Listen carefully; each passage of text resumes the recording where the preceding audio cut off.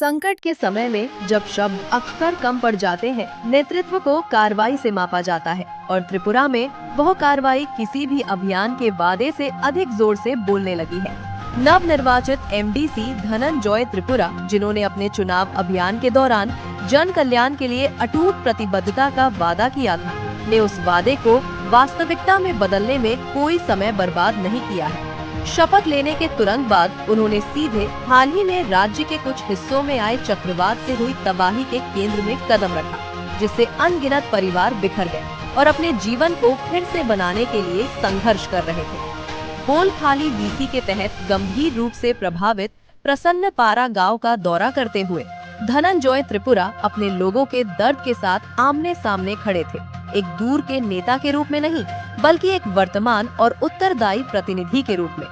उन्होंने स्थानीय नेताओं से मुलाकात की, प्रभावित परिवारों की आवाज सुनी और उन्हें आश्वासन दिया कि मदद का सिर्फ वादा नहीं किया जाएगा, बल्कि उसे पूरा भी किया जाएगा। एक अत्यंत मार्मिक संकेत में उन्होंने उस दुखी परिवार को वित्तीय सहायता भी दी, जिसने पिछले महीने अपने किसी प्रियजन को खो दिया था, जिससे उन्हें अंतिम संस्कार करने में मदद मिली।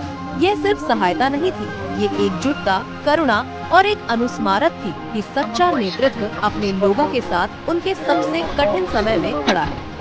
ये एक निर्णायक बदलाव का प्रतीक है, जहां शासन अब कार्यालयों तक ही सीमित नहीं है, बल्कि उस जमीन तक पहुंचता है जहां इसकी सबसे अधिक आवश्यकता है। महाराजा प्रद्योत के दृष्टिकोण के तहत नेतृत्व का ये उभरता हुआ मॉडल तात्कालिकता, सहानुभूति और जवाबदेही को दर्शाता है।